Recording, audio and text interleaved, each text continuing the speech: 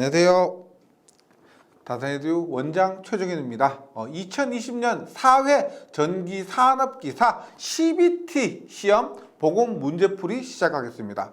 먼저 이 CBT 시험은 2020년 4회 산업기사에서 처음 시행이 되었고 2021년부터는 산업기사 시험에서 전면적으로 시행이 될 예정입니다. 그리고 이번 2020년 4회 산업기사는 제가 직접 산업기사 이 시험을 치렀고요. 그리고 치른 문제 중에서 한 70% 정도는 제가 기억에 의해서 보고를 했고 나머지 30% 정도는 다른 분들의 도움으로 무사히 이렇게 보건을 마칠 수가 있었습니다. 내년부터 전면적으로 산업기사에서 CBT 시험으로 시행되는 만큼 앞으로 이 CBT 시험과 좀 가까워지셔야 됩니다. 따라서 이 CBT로 시행되었던 문제들은 꼭 좀 공부를 해 주시기를 부탁드리고요. 이 CBT 문제 복원 영상은 제 유튜브를 통해서 보실 수가 있고, 그다음에 문제 파일 있죠. 시험 문제는 저희 다산에듀 홈페이지에서 번개 배송 상품을 통해서 구입해서 공부하실 수가 있습니다. 그러면 복원 문제풀이 전기 작약부터 한번 시작을 해 보도록 하겠습니다. 1번부터 봅니다. 정전기에서 도체에 주어진 전하의 대전 상태에 관한 설명으로 옳지 않은 것은입니다. 도체에 주어진 전하의 대전 상태요. 볼게요. 1번, 전하는 도체의 표면에만 분포하고 내부에는 존재하지 않는다. 전하는 도체 표면에만 분포합니다. 내부에는 없어요. 맞죠? 그리고 내부에 존재하지 않습니다. 맞고요. 도체 표면은 등전이 면을 형성합니다. 도체 표면은 모두 전이가 같아요. 그래서 등전이 면이고, 전개는 도체 표면의 수직이다. 또 맞습니다. 맞고요. 표면 전하 밀도는 곡률 반지름이 작으면 작다. 우리가 곡률 반지름은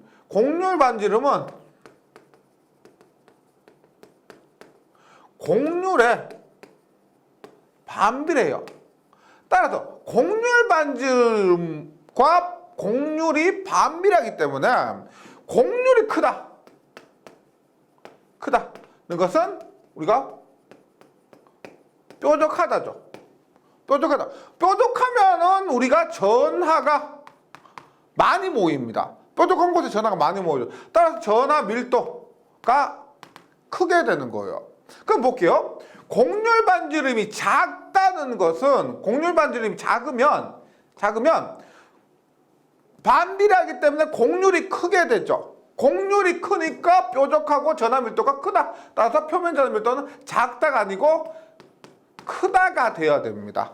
예, 그래서 1번에는 4번이 틀린 것이다. 이렇게 말씀을 드리겠습니다. 계속해서 2번 문제로 가볼게요.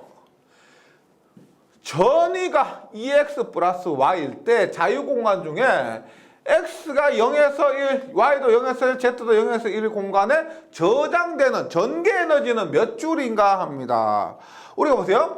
지금 전개 에너지예요. 전개 에너지가 몇 줄인데 최적이 0에서 1, 0에서 1, 0에서 1입니다. 따라서 에너지가 단위가 뭐예요? 줄 퍼 세제곱미터입니다. 1세제곱미터 안에 몇 줄의 에너지가 저장되느냐 했을 때 공식이 어떤 거겠어요? 우리가 줄 퍼 세제곱미터의 단위를 갖는 에너지는 뭐다? 2분의 1의 엡실론 2의 제곱 혹은 2분의 1의 ED 혹은 2분의 1의 엡실론 분의 D의 제곱일 겁니다. 맞죠? 그럼 여기서 전위가 주어졌기 때문에 그리고 자유공간 중에 우리가 엡실론 제로 값을 알 수가 있죠. 어떤 걸까요? 전위를 통해서 전개 2를 구할 수가 있고 전개 2과 엡실론 제로가 주어지면은 어떤 거?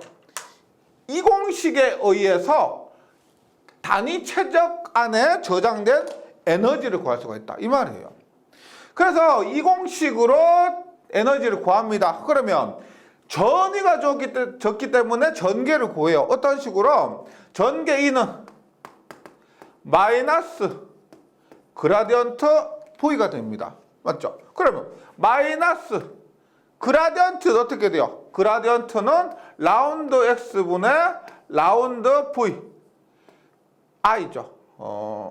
라운드 v 플러스 vx 라운드 y 그라디언트니까요. 발산이 아니고 그라디언트니까 라운드 x분의 라운드 vi 라운드 y분의 라운드 vj 라운드 z분의 라운드 vk가 이렇게 됩니다. 그러면 지금 v가 얼마예요? 2x 플러스 y죠. 따라서 마이너스에 2x 플러스 y를 x에 대해서 미분하면 어떻게 돼요? y는 없고 2죠. 마이너스 2i가 됩니다. 2i. 그 다음에 플러스 y. 여기 플러스죠. 2x를 x에 대해서 미분하니까 그냥 플러스 2i고 마이너스는 앞에 붙습니다. 그 다음에 y도 y에 대해서 미분하니까 얼마가 돼요? 플러스 j가 되죠. 그럼 어떻게 됩니까? 얼마? 마이너스 2i에 마이너스 j가 된다. 전개 2가 이렇게 되는 거예요. 그러면 우리가 에너지를 구할 때는 2의 제곱이 돼야 되겠죠. 2의 제곱은 어떻게 돼요? 2의 제곱은 얼마? 마이너스 2i 마이너스 j의 제곱입니다. 마이너스 2i 마이너스 j 제곱이니까 마이너스 2i 마이너스 j예요.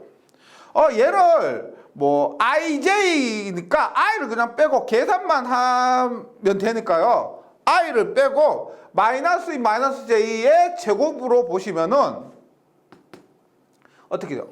4죠. 4 얼마? 플러스 2j 그 다음에 플러스 2j 그 다음에 얼마요? 마이너스 j 곱하기 마이너스 j 되니까 얼마?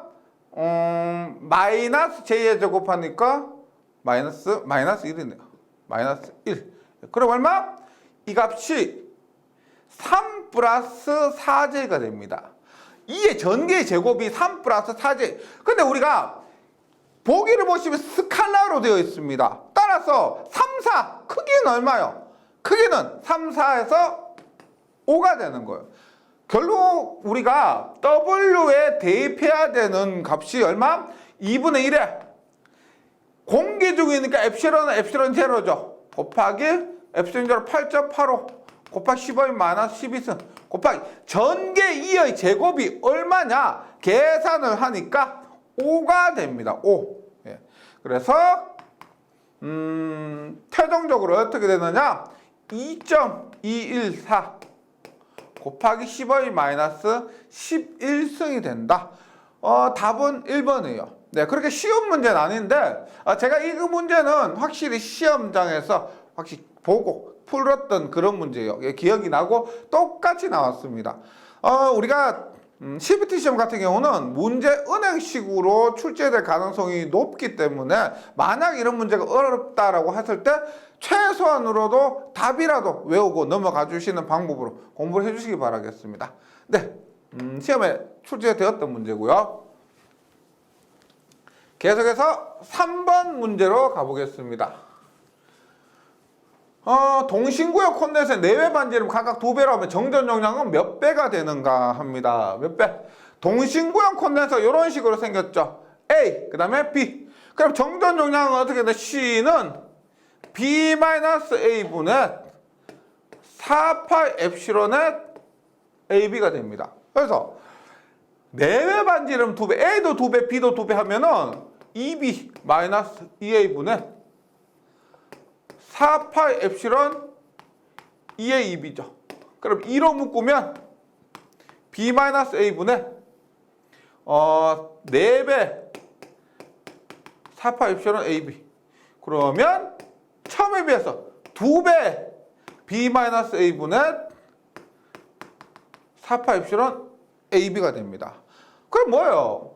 정전 용량은 처음에 이 값에 비해서 동일한 이 값에 비해서 4파이 B-A분의 4파이 엡실론 이 값에 비해서 몇 배가 되었다? 2배가 되는 것을 알 수가 있다. 따라서 3번에는 2번 2배가 됩니다. 계속해서 4번이죠. 4번. 공기 중 두 점전화 사이에 작용하는 힘이 5N이었습니다. 두 점전화 사이에 작용하는 힘 뭐야? 쿨롱의 법칙이죠. 두 전화 사이에 유전체를 넣었더니 힘이 2N으로 되었다면 유전체의 비유전율은 얼마냐? 지금 두 전화 사이에 작용하는 힘은 알고 계시겠지만 쿨롱의 힘입니다. 쿨롱의 힘 F는 4파이 엡실론 제로 엡실론 S 분의 Q1 Q2야. Q1 Q2야. 그런데 처음에 힘이 5N이었습니다. 그런데 유전체 엡실론 S를 넣었더니 얘가 5에서 2N으로 감소했죠. 즉 뭐냐?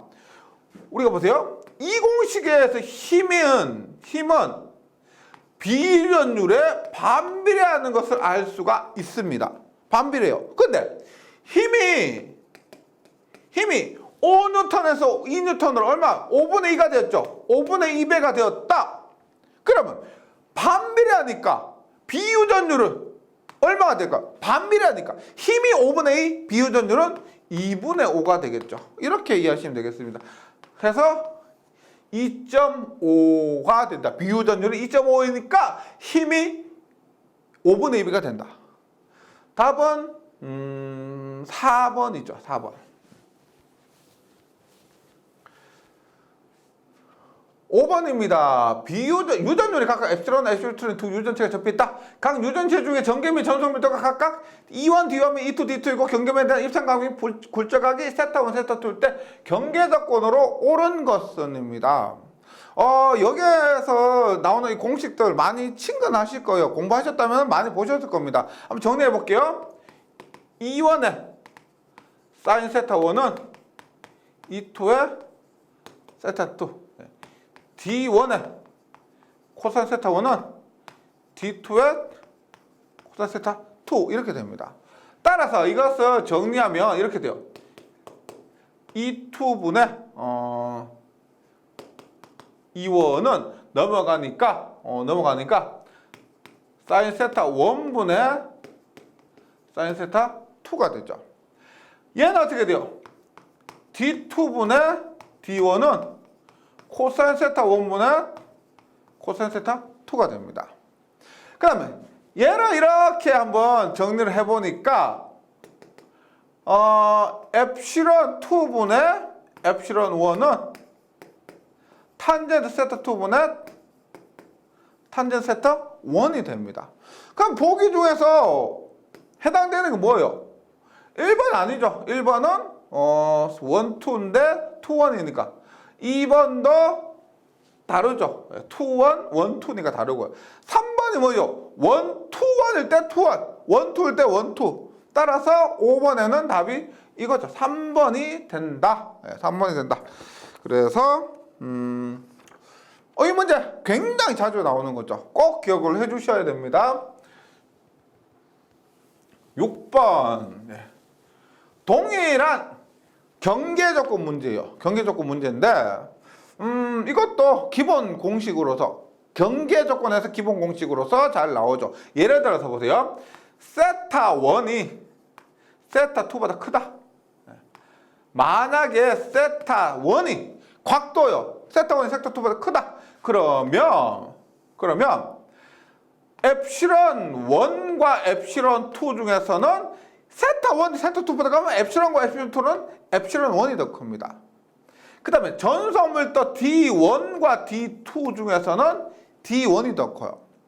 그 다음에 전개 E1과 E2 중에서는 E2가 더 커요. 그래서 보시면 1이 클 때 유전율과 전속밀도는 똑같이 1이 큰데 1이 클 때 전개의 세기는 2가 큽니다. 그래서 전개만 반비례하고요. 나머지는 각도와 비례한다. 이렇게 이해하시면 되겠습니다. 그래서 지금은 보세요. 엡실론 1과 엡실론 2야. 그러면 보세요. 만약 이렇다고 하면은 어떻게? 유전율이 2가 크니까 세타1과 세타2 중에서는 세타2가 더 큽니다. D1과 D2 중에서도 D2가 더 커요. 그 다음에 E1과 E2 중에서는 뭐가 더 커요? 반대로 E1이 더 크겠죠. 그래서 6번에는 답이 1번이 된다. 7번입니다. 네. 분극의 세기요. 분극의 세기와 전기와의 관계인데, 일단 정리 한번 해볼게요. 분극의 세기 P는 D 마이너스 엡실론 제로 E고요. 이 값이 우리가 엡실론 제로 엡실론 S 마이너스 1의 2로 변경이 될 수가 있습니다. 그 다음에 또 다져나는 것보다 D에 1 마이너스 엡실론 S분의 1의 공식이도도 가능합니다. 그래서 지금 7번 문제 중에서 7번에서 보기에 있는 건 뭐가 있어요? 요거죠. D 엡실론 제로에 엡실론 S 마이너스 1의 2가 된다. 7번에 1번. 굉장히 기본적이고 반드시 맞춰야 될 그런 문제가 이렇게 CBT로 시행되더라도 나오니까요.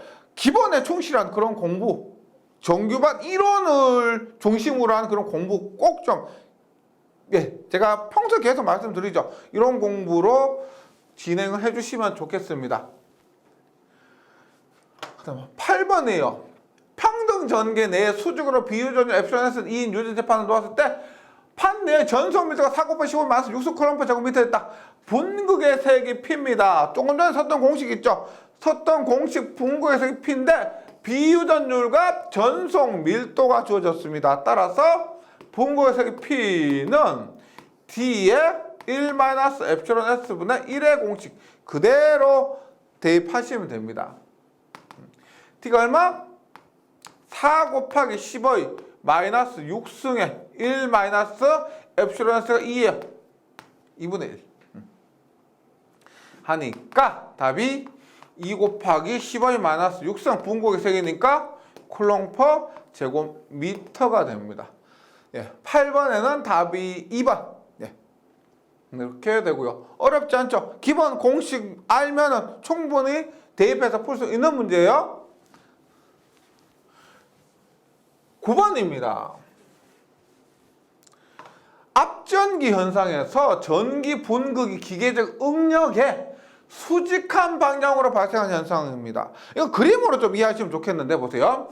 이런 유전체가 있습니다. 유전체가 있는데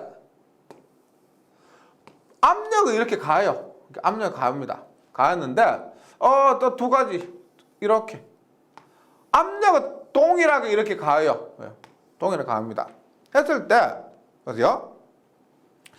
어떤 경우는 분극이 압력을 이렇게 가는데 분극이 이렇게 이런 방향으로 보세요.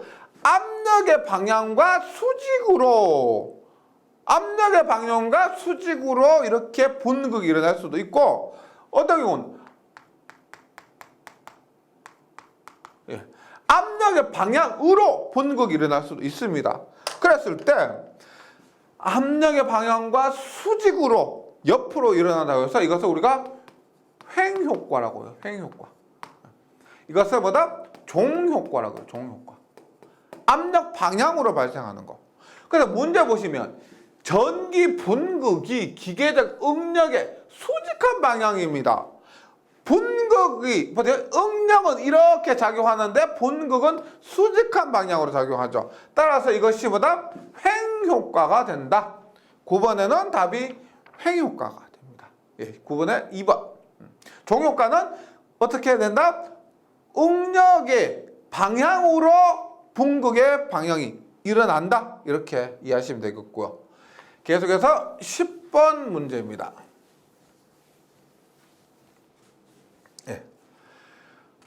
그림 같은 동축 원통에 왕복전류 회로가 있다.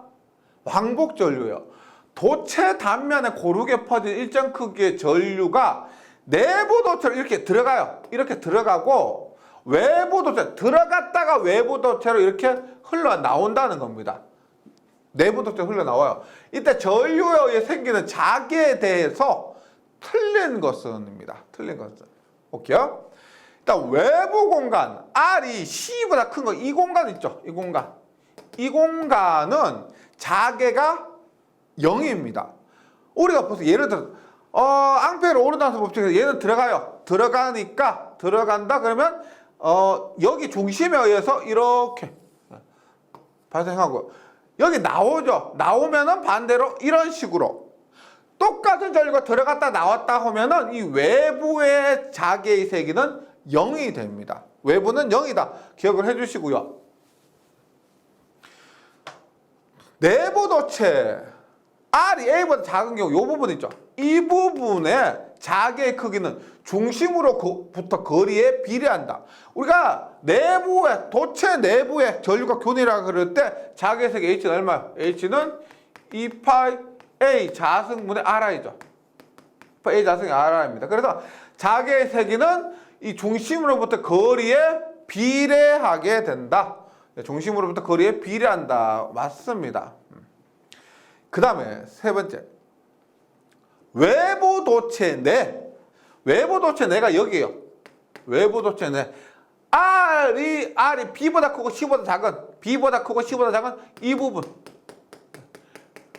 이 부분에 생기는 자개의 크기는 중심으로부터 거리 관계없이 일정하다가 아니고, 이 부분에 자개의 세기 공식은 다소 복잡합니다. 이렇게 되었을 때, 이 점의 자개의 세기 2파이 R분의 I의 1-C의 제곱 마이너스 B의 제곱분의 R의 제곱 마이너스 B의 제곱으로서 지금 결과적으로 보시면 뭐예요? R분의 1이죠. 자개의 세기가 거리에 반비례하게 됩니다. 반비례하게 돼요. 그래서 3번이 틀린 겁니다. 거리에 관계없이 일정하다가 아니고 거리에 반비례하게 된다.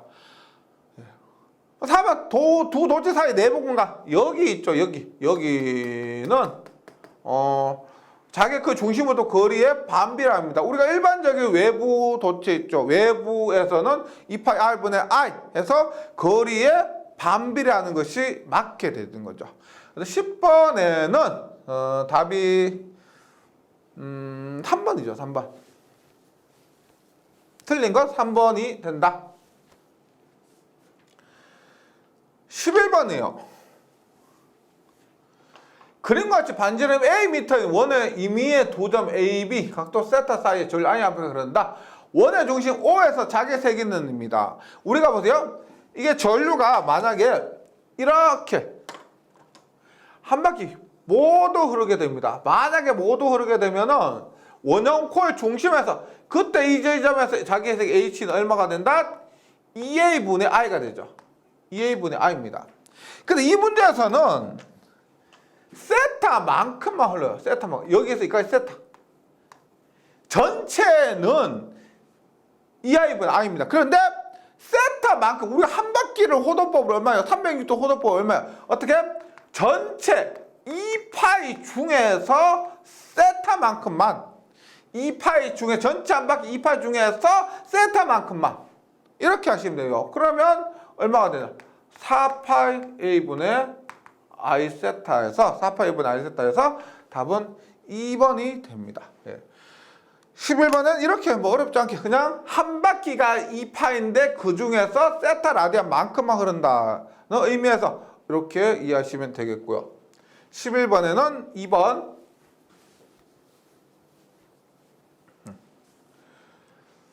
12번입니다. 12번 한번 볼게요.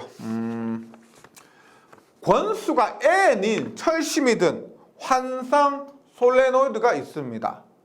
철심의 투자율이 일정하다고 하면 이 솔레노이드의 자기 인덕턴스 L은 얼마냐? 여기서 RM은 철심의 자기 저항이고 솔레노이드에 흐르는 전류를 I라고 합니다.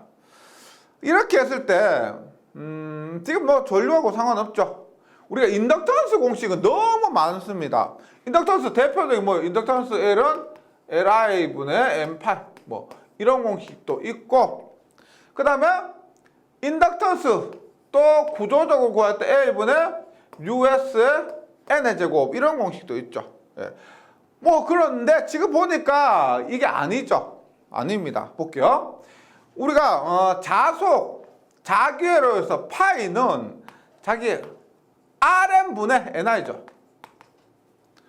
우리가 전류는 전기회로서 전류는 R분의 V인 것처럼 전기회로서 전기 저항이 자기 저항이 되고 전기회로서 기전력이 자기회로서 기자력이 되는 겁니다.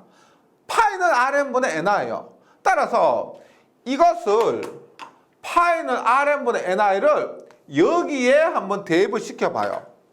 네. 어떻게? L은 어떻게? Rn분의 N I 요거죠. L은 여기 대입하니까 I분의 N이고 파이가 어떻게 되느냐? Rn분의 NI가 됩니다. 맞죠? 그럼 어떻게 돼요? I가 약분되니까 Rn분의 N의 제곱이 됩니다. 우리가 Rm은 자기장 Rm은 우리가 뭐 전기장 얼마? 전기장은 로 A분의 L인 것처럼 뭐 로 S분의 L인 것처럼 자기장은 뮤 S분의 L이죠. 맞죠? 그래서 여기에 뮤 S분의 L 대입하면 Rm 대신에 뮤 S분의 L 분의 N에 제곱하면 얼마가 돼요? 이 값이 L분의 뮤 S N의 제곱이 됩니다. 그래서 이게 뭐요? 이것을 이렇게 되는 거죠. 근데 이 문제에서 묻고 있는 건 뭐냐? 이것이 아니고 이 과정이지 이거. Rn분의 N의 제곱. 그래서 12번에는 답이 2번입니다. 이 인덕턴스 구하는 문제가 워낙에 자주 나오고요. 이런 형태였다가 이런 형태였다가 이런 형태였다가 너무 많기 때문에 한번 꼭 좀 정리를 해주시면 좋겠습니다. 12번에는 답이 2번.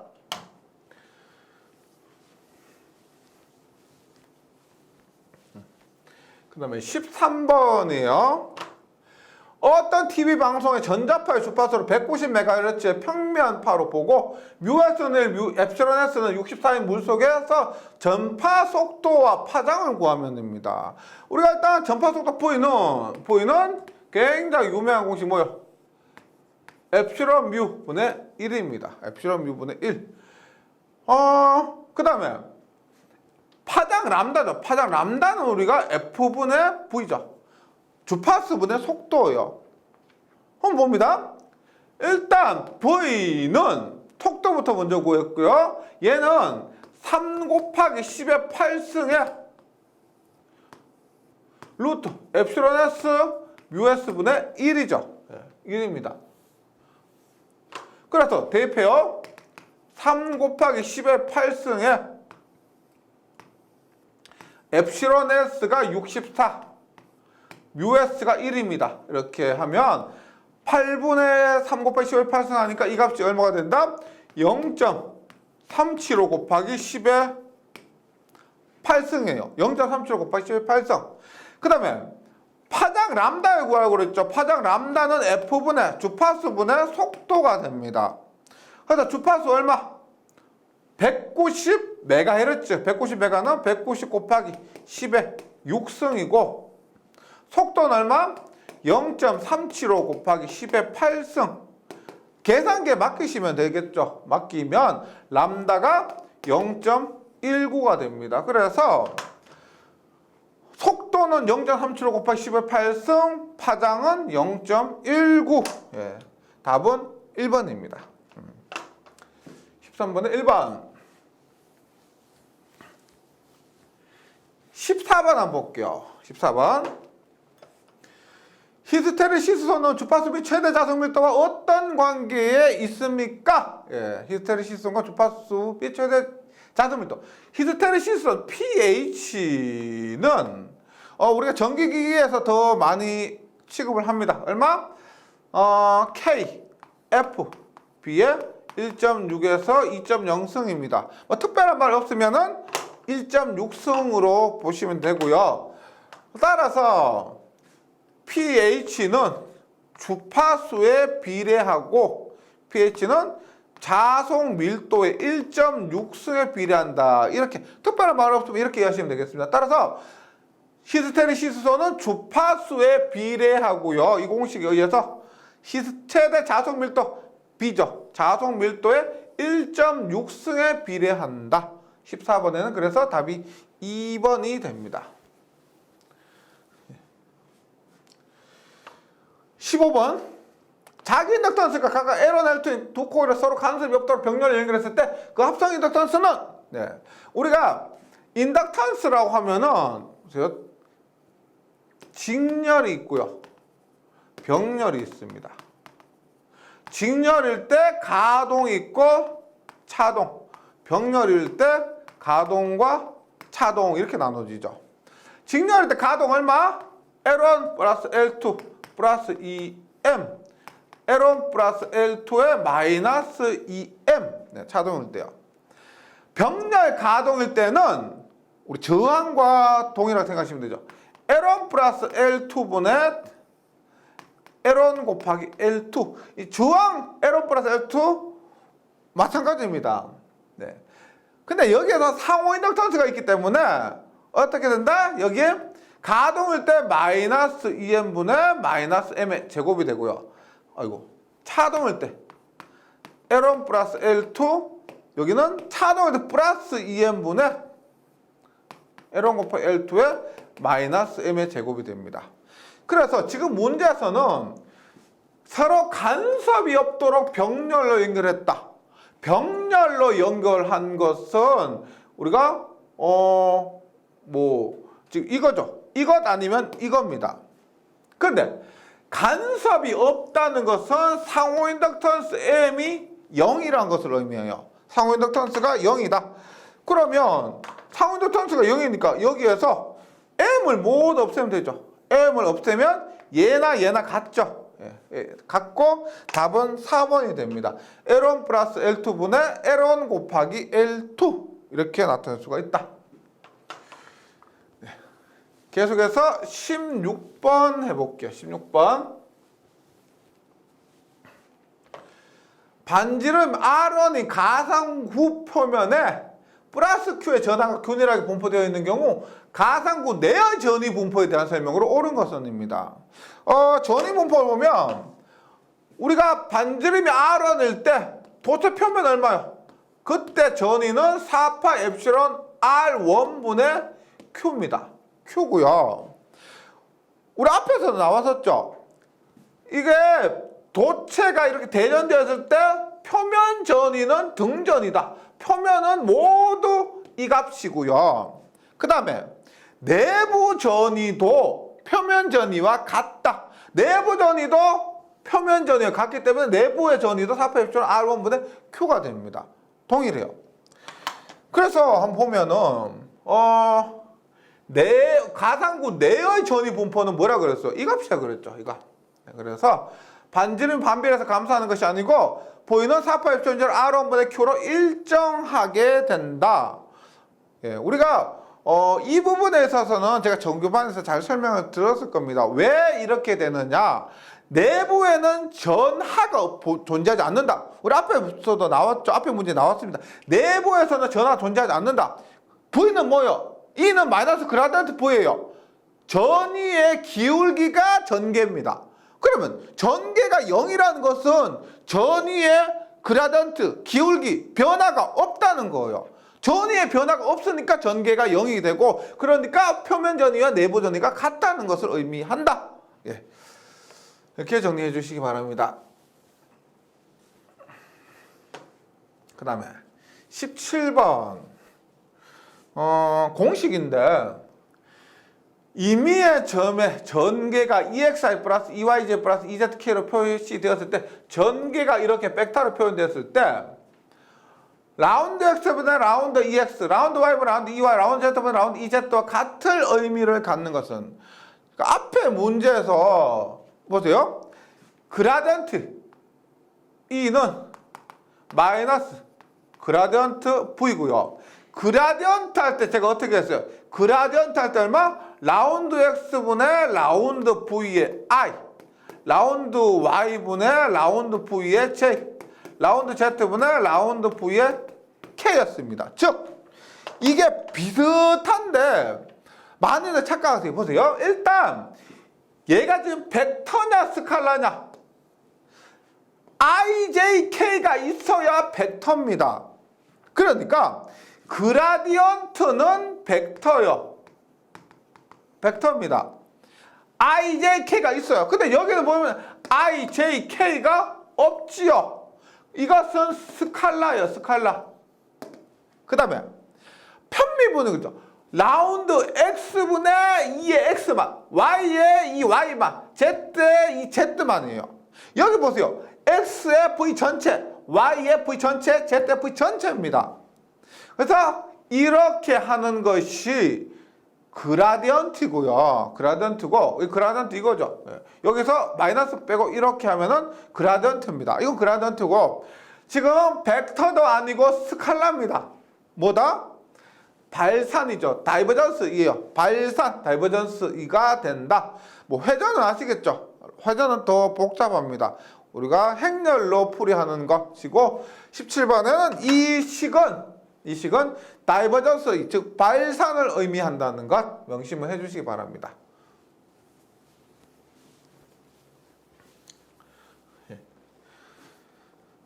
18번 변압기 철심으로 교소광판이 사용되는, 여기서 중요한 주된 이유예요. 주된 이유. 이 문제가 전에도 나왔었고 사람들이 약간 이의신청에 대해서 말씀을 하셨는데, 이런 문제는 이의신청이 받아들이지 않습니다. 주된 이유예요. 뭐냐면 교소광판을 이용하는 이유가 와류손을 적게 하는 것도 되고 히스테리시스손을 적게 하는 것도 됩니다. 교소광판 사용하면 와류손도 적게 돼요. 네, 돼요. 그런데 주된 이유는 뭐 예를 들어 얘는 90만큼 감소하고 얘는 10만큼 감소하고, 그럼 주된 이유는 이거죠. 그래서 주된 이유는 히스테리시스손을 감소한다. 그래서 교소광판 사용하고, 와류손을 적게 하는 것은 주된 이유는 뭐다? 성층이죠. 예, 성층. 네. 그래서 18번은 답이 3번. 히스테리시스손을 적게 하기 위해서 교소광판을 사용한다. 주된 이유. 19번. 주파수의 증가에 대해서 가장 급속히 증가하는 것은, 주파수 증가에 따라서 가장 급속히 증가하는 거 한번 볼게요. 표피효과의 두께의 역수. 표피효과 두께. 델타죠. 델타는 루트의 파이F 뮤K분의 1입니다. 그럼 얘 역수는 어떻게 돼요? 델타분의 1은 루트의 파이F 뮤K죠. 파이F 뮤K. 따라서 표피의 두께의 역수는 결과적으로 얼마? 루트 F입니다. 그래서 표피효과 두께의 역수는 루트 F에 비례한다. 히스테리시스손 앞에서 했죠. pH는 KF, B의 1.6에서 2.0승. 따라서 pH는 히스테리시스손은 주파수에 그냥 비례한다. 교반자수에 의한 기전력, 기전력 2는 뭐요? 교반자수에 의한 기전력은 4.44의 FN8. 따라서 얘도 주파수에 그냥 비례한다. 와전류 손실 P는 TFB 전체의 제곱입니다. 따라서 F 전체 제곱이니까 주파수의 제곱에 비례한다. 그럼 주파수 증가에 대해서 가장 급속히 증가하는 것이 뭘까요? 가장 급속히 증가하는 것은 와전류 손실입니다. 와류손이에요. 19번에는 답이 4번.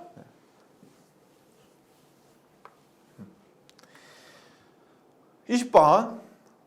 한쪽 지름이 다른 쪽 지름의 6배인 금속구가 가늘고 긴 전선으로 접속. 금속구가 가늘고 긴 전선으로 접속되어 있다. 이게 중요한 겁니다. 대전되어 있다. 큰 쪽은 다른 쪽보다 몇 배 정전했는지가 축적되는가. 이 보세요. 우리가 구가 이렇게 있어요. 이렇게 있는데 이렇게. 만약 얘가 플러스 Q라고 하면은 이쪽에 뭐 마이너스 Q. 그리고 대전되죠. 우리가 보세요. 결론적으로 이거요. 이렇게 연결되지 않으면은 우리가 직렬로 보시면 됩니다. 직렬로. 네. Q. 근데 만약 이렇게 연결되어 있다. 그러면 병렬로 보시면 된다는 거죠. 연결되어 있으면은 병렬로 이렇게. 그러니까 이 문제에서는 가늘고 긴 전선으로 접속되어 있다. 이런 가늘고 긴 전선으로 접속되어 있죠. 그러면 병렬로 보시면 돼. 그러면 V1은 V2 전압이 같다는 거예요. 이게 포인트입니다. 그리고 얘가 지금 뭐 A고요. 얘가 B입니다. B. 그러면 이 정전 용량 C1은 4파이 엡실론 A. 이 정전 용량은 4파이 엡실론 B죠. 그럴 때 정전 에너지가 축적되는가? 에너지가 얼마 축적되는가 했을 때 우리 에너지 공식 뭐예요? 에너지는 2분의 1의 CV 제곱은 2분의 1의 C분의 Q의 제곱 2분의 1의 QV 공식에서 지금 간헐곡인 전선을 접속을 했다고 했으니까 병렬로 보니까 V가 같으니까 V가 같고 정전 용량을 알 수가 있는 이 공식이 가장 적합하다는 겁니다. V는 V1이니까 V1은 V2니까요. 그래서 이렇게 보면 되죠.